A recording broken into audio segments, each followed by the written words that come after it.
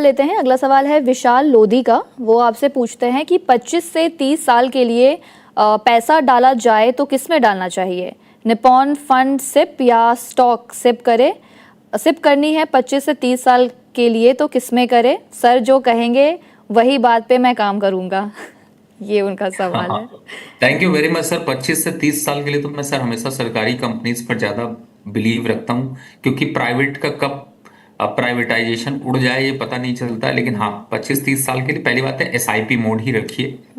अगर किसी का वैसा एसआईपी नहीं फॉलो कर रहे हैं तो आपको मैं स्टॉक बता देता हूँ। पहला एसआईपी स्टॉक है गेल, दूसरा स्टॉक है कोल इंडिया, तीसरा स्टॉक है यहाँ पर सन फार्मा, चौथा स्टॉक अगर आप देखते हैं तो एसबीआई, पांचवा स्टॉक है एचडीएफसी बैंक। तो ये 5 स्टॉक का एसआईपी अभी आप करिए। बाकी 1-2 महीने के बाद फिर से वापस से कॉल करके फिर से पूछिएगा तो फिर 5 स्टॉक दे देंगे। लेकिन इन पे अगर एसआईपी करी तो आप मार्केट को बीट करते हुए नजर आएंगे, पीछे हटने की जरूरत है नहीं। ओके सर, बैंकिंग स्टॉक्स की बात करूंगी मैं। बैंकिंग स्टॉक्स में आपका रुझान किस तरफ है? आपको प्राइवेट बैंक के स्टॉक ज़्यादा पसंद आ रहे हैं या फिर सरकारी बैंक के स्टॉक्स पसंद आ रहे हैं? अगर आपको सरकारी पसंद आ रहे हैं तो आप कौन से स्टॉक्स रिकमेंड करेंगे, और अगर आपको प्राइवेट पसंद आ रहे हैं तो प्राइवेट में कौन से स्टॉक्स अच्छे लग रहे हैं आपको? मैम, मैं यहाँ पर एक बात बोलना चाहूंगा कि मैं जी। ना ट्रेंड का फ्रेंड हूँ। ओके, अगर ट्रेंड में दैट्स है नाइस। तो वही मेरा फ्रेंड है। मुझे स्टॉक से कोई प्यार नहीं होता, लेकिन हाँ, जी। उसकी प्रॉफिट से जरूर मैं प्यार करता हूँ। तो इस समय अगर बिल्कुल आपने सही क्वेश्चन पूछा। देखिए, मैं सरकारी बैंकों पे अगर इस समय देख रहा हूँ तो मुझे कैनरा बैंक करंट लेवल पर अच्छा लग रहा है। मैं उस ओके। पर वहां पर एंट्री करना चाहूंगा। दूसरा, एसबीआई थोड़ा ओवरबॉट हो गया। I am waiting for some more correction till 5 to 10%, तो वहां पर थोड़ा वेट करूंगा। 2 प्राइवेट बैंक है, आईडीएफसी फर्स्ट और एचडीएफसी बैंक। एक दिग्गज, एक स्मॉल बैंक, इन दोनों पे यहाँ पर प्राइवेट बैंक की तरफ से एंट्री करना चाहूंगा। और अगर कुछ और मेरे को लेना है तो सरकारी की तरफ में बैंक ऑफ बड़ौदा। तो ये स्टॉक्स हैं जो कि मुझे यहाँ पर अच्छे लग रहे हैं। अब सरकारी चले प्राइवेट चले, प्रॉफिट मेरा चोखा होना चाहिए, वही मुझे अच्छा लगेगा। जी, बिल्कुल सही कहा है आपने सर। चलिए सर, आज निफ्टी रियलिटी में भी हम बहुत अच्छी तेज़ी देख रहे हैं। अराउंड 1.15% ये सेक्टर अप है। तो ऐसे में स्टॉक्स भी जितने हैं, चाहे वो be it Godrej properties, Lodha developers, या फिर अगर हम ओमैक्स की बात करें, ये सारे ही स्टॉक्स आज अप हैं। ऐसे में रियलिटी में आपको कितनी मजबूती नज़र आ रही है, या फिर रियलिटी में ऐसा कोई स्टॉक है जो आपको पसंद आता है या आपको उसमें पोटेंशियल नज़र आ रहा है? रिया मैम, मैं रियलिटी चेक से अगर देखूं तो मुझे ऐसा लगता है कि रियलिटी कुछ और ही है।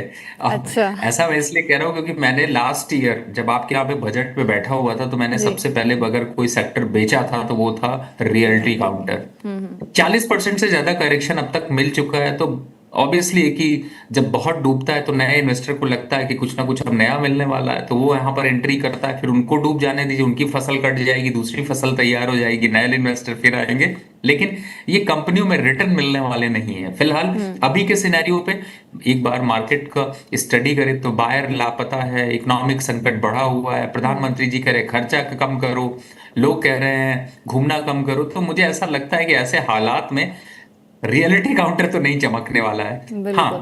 थोड़ी बहुत हम्म। न्यूज जरूर आ जाती है जिससे इंफ्रास्ट्रक्चर डेवलपमेंट के ऊपर फंड का एलोकेशन थोड़ा बढ़ा है, तो आपको हम्म। थोड़ी हवा, वही मैंने कहा ना, बुझते हुए दिए में आग थोड़ी बढ़ जाती है। लेकिन उसकी चमक को बहुत बड़ी चमक समझकर फंस मत जाइएगा। यहाँ जी। पर थोड़ा दूर रहिए, जिनमें हम्म। मौका मिले रियलिटी काउंटर से स्टॉक को वाइप आउट करते जाइए। एग्जिट जितना कर लेंगे उतना दूर, उतना पैसा अपना बचा लेंगे। Okay sir. चलिए अगला सवाल लेते हैं। अगला सवाल है अंशुल का। अंशुल आपसे जानना चाहते हैं JWL के बारे में। उन्होंने लिखा है, हेलो सर, HAL और JWL में 2 to 3% का लॉस है, तो मैं आगे क्या करूं, मुझे क्या करना चाहिए? सबसे पहले तो सर पैनिक होना बंद कर दीजिए। लॉस की 2 to 3% का लॉस रेलवे काउंटर के लिए बहुत ही छोटी चीज है। और वोलेटिलिटी इसमें जब बनती है तो फिर बस आपको बहुत बढ़िया रिटर्न्स यहाँ पर मिल सकते हैं। एचएएल, हाँ जरूर आपने इसका मतलब है ऊपरी लेवल पर खरीदा है, बट कोई बात नहीं, अभी तो अप ट्रेंड पे की तरफ है। 4600 तक के लेवल आते हैं, आप निकल जाएंगे। जेडब्ल्यूएल लोवेस्ट लेवल पर ट्रेड हो रहा है, put the stop loss of 240, hold करके रखेंगे तो अच्छा है। ओके।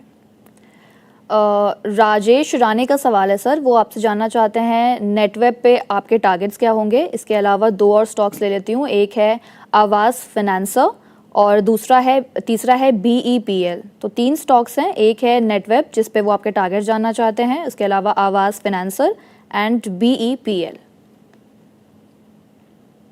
देखिए, सबसे पहले आते हैं नेटवेब की बात करते हैं। देखिए, नेटवेब इस समय नो ट्रेड जोन पर चल रहा है और इनफैक्ट अगर आपने इस स्टॉक को देखा हो तो आपको नजर आएगा कि इसमें समय समय पर रैली भी देखने को मिलती है, लेकिन समय समय पर प्रॉफिट बुकिंग भी चढ़ती है। वैसे स्टॉक का स्ट्रक्चर बहुत अच्छा है, तो मुझे लगता है 4800 के टारगेट के लिए यहाँ पर होल्ड करना चाहिए।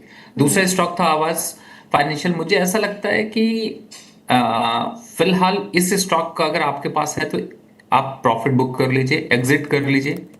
बहुत ज्यादा कुछ यहाँ पर अप ट्रेंड आने वाला है, बड़ा मूव आने वाला है, ऐसा कोई हालात दिखाई नहीं देता। तो this is the best time where you can take exit at current market price.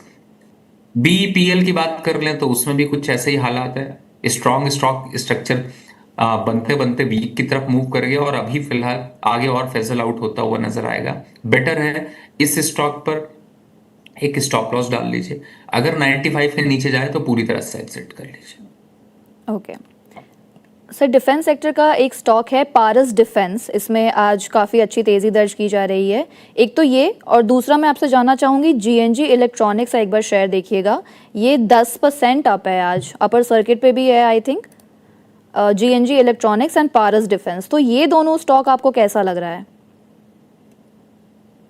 देखिए, सबसे पहले GNG इलेक्ट्रॉनिक्स की जी। बात कर लेते हैं। इस समय 625 और बाइंग फ्रीज 10% का वॉल्यूम ड्राई, ऑब्वियसली कि एबनॉर्मल थोड़ी सी प्राइसेस हैं, लेकिन अच्छा मौका है अगर आपके पास है। वैसे मुझे लगता नहीं कि बहुत लोगों के पास होगा जी। क्योंकि वॉल्यूम बहुत लो है, तो अगर है तो प्रॉफिट बुक कर लीजिए। अब आते हैं पारस डिफेंस पे।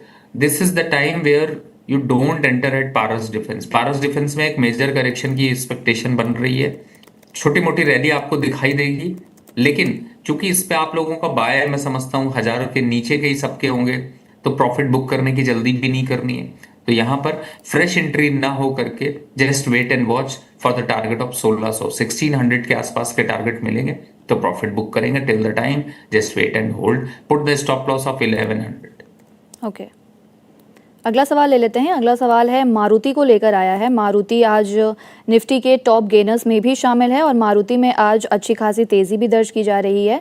ऐसे में पहला तो सवाल, 2 सवाल रहेगा सर इससे। पहले तो मारुति सुजुकी के शेयर में क्या करना चाहिए क्योंकि स्टॉक अराउंड 5% अप है, और इसके अलावा दूसरा वो auto as a space sector की बात मैं करूँगी कि ऑटो से आपको कौन से स्टॉक्स पसंद आ रहे हैं इस बार, या फिर आपको लग रहा है कि उनमें एक अच्छे मोमेंटम की उम्मीद है?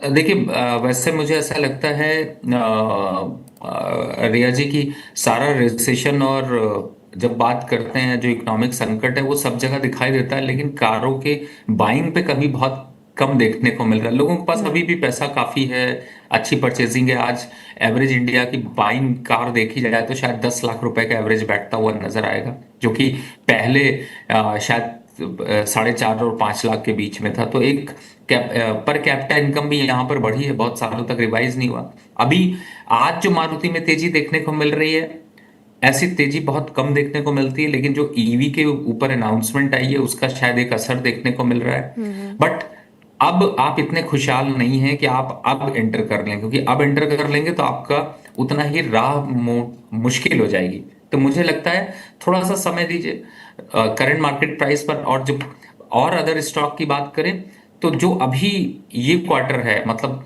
अब जो आगे के 2 महीने हैं, इनमें ऑटो सेक्टर में कोई भी स्टॉक बहुत अपर रैली दिखाने वाला नहीं है। इनफैक्ट अगर आप ऑटो पार्ट्स की कंपनीज को फोकस कर रहे हैं तो जी। अच्छा है।